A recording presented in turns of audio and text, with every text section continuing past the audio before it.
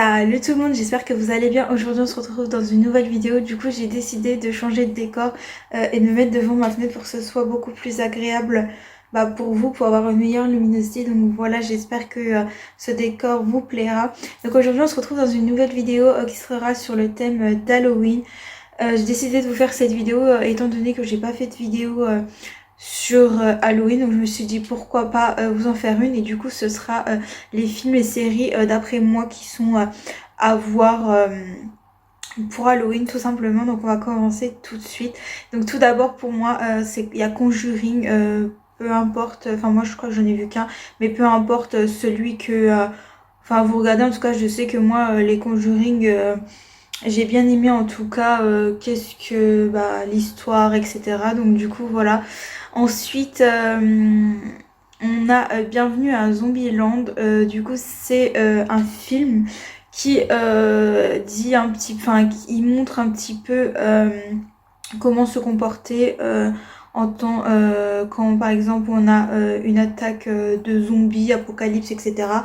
Et c'est sous forme un peu d'humour, il y a plusieurs étapes, etc. Donc du coup, j'ai bien aimé ce film. Après, le garçon dans le film, il rencontre de nouvelles personnes, etc. Donc du coup, c'est plutôt bien. Enfin, moi, en tout cas, j'ai bien aimé. Donc du coup, voilà. Ensuite, en troisième film que j'ai à vous conseiller, c'est La famille Addams. C'est un film qui raconte l'histoire de une famille un petit peu atypique. C'est-à-dire que la famille, que ce soit le père, la mère, les frères, le frère, la sœur, et il y a aussi un personnage qui s'appelle la main, sont très particuliers. Clairement, on peut vraiment dire qu'ils sont dans le thème d'Halloween parce qu'ils sont tous habillés en noir. Même les noms des personnages, la maman elle s'appelle Morticia. Donc voilà, c'est pas des noms, enfin pas des prénoms assez communs. Donc du coup, voilà, en tout cas moi j'ai bien aimé ce film.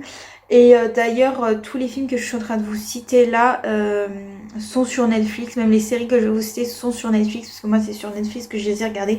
Donc du coup, voilà. Ensuite, du coup, il y a Massacre au Palais du Rire. Donc celui-là, j'ai vu il y a pas si longtemps que ça. C'est des tueurs qui vont s'échapper d'un asile, clairement, qui sont en fait dans un asile, et ils vont décider de partir dans une fête foraine pour tuer des personnes. Et étant donné qu'ils ont un physique assez atypique, enfin qui sont plutôt dans l'horreur, etc. Parce qu'il y en a une qui a une tête un petit peu de clown, enfin un maquillage de clown, etc. Et ils sont plutôt vraiment dans le thème de l'horreur, et du coup les personnes au début vont croire que c'est donc des comédiens qui sont à la fête foraine, étant donné que la fête foraine se passe le jour d'Halloween.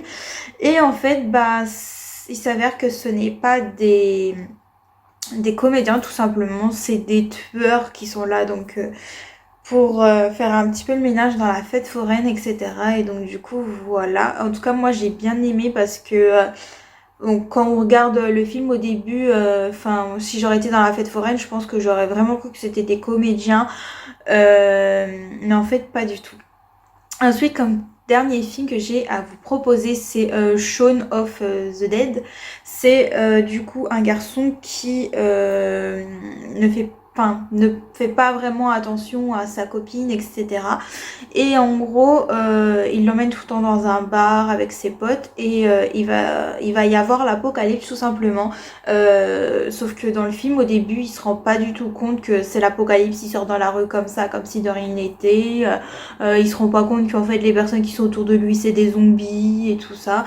Et du coup il va être obligé de combattre les zombies qu'il y a dans la ville pour pouvoir survivre tout simplement.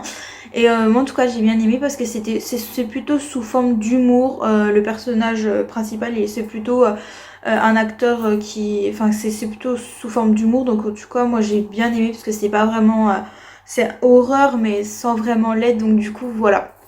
Ensuite, concernant les séries, tout d'abord, on a Les Aventures de Sabrina. Donc, je pense que vous connaissez, parce que c'est sorti l'année dernière, en octobre, justement à cette période d'Halloween.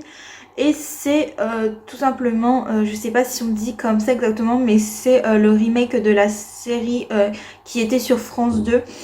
Donc Sabrina l'apprentie sorcière, où justement elle vivait avec ses tantes et elle a appris qu'elle devait tout simplement elle était sorcière parce qu'elle ne savait pas du tout, et avec son chat justement Salem. Et après, il y a quelques modifications. Par exemple, je sais que moi, quand je regardais, quand j'étais plus jeune, Salem, normalement, il parlait. Sauf que là, c'est plus un chat qui l'aide, mais qui ne parle pas du tout. Ses tantes, forcément, ce n'est pas du tout les mêmes actrices, etc. Mais il y a quand même des personnages qui sont dans la même... qui sont quand même là, dont Harvey, son petit copain. Ses tantes, donc ses deux tantes. Il y a aussi il y a Zelda et je sais plus son autre nom, mais il y a aussi des autres personnages qui sont rajoutés, mais en tout cas moi j'aime bien cette série. Donc du coup voilà, en plus ça va bien dans le thème d'Halloween, vu que c'est une sorcière, etc. Ensuite, comme série que j'ai à vous proposer, c'est The Haunting of Hill House. C'est une série donc qui a qu'une seule saison, qui est sur Netflix. Ça dure 40 minutes à peu près les épisodes. Et en gros, il s'est passé des choses dans une maison et il y a un auteur qui va y retourner pour savoir en fait ce qui s'est passé des années auparavant. Donc du coup voilà, déjà le nom The Haunting, ça donne un peu le contexte. Donc du coup voilà. Ensuite, comme série, c'est American Horror Story. Donc je pense que vous connaissez, c'est quand même, ça a quand même été sorti il y a très longtemps quand même, parce qu'il y a quand même 8 saisons. Donc du coup c'est une série qui n'est pas du tout comme les autres, étant donné que les saisons n'ont pas du tout le même thème. Il y en a un par exemple, c'est l'assemblée, donc avec des sorcières, etc. de Salem, et donc moi c'est vraiment ma préférée. Il y a aussi une saison où il y a un cirque où il y a des personnes qui sont considérées comme des monstres. Donc des personnes atypiques, par exemple une toute petite femme, une personne avec 3 seins, une personne avec une main qui lui manque des doigts ou quelque chose comme ça, une personne super forte qui peut porter des charges extrêmement lourdes. Donc du coup voilà. Ensuite, on a aussi la maison de l'horreur. On a aussi, ça se passe dans un asile, si je me trompe pas. Je sais plus si c'est par rapport à Anne Frank ou quelque chose comme ça. Et du coup, voilà, chaque saison, en fait, a son thème. Donc du coup, voilà. Il y a quand même 8 saisons. Là, la dernière, c'est l'Apocalypse.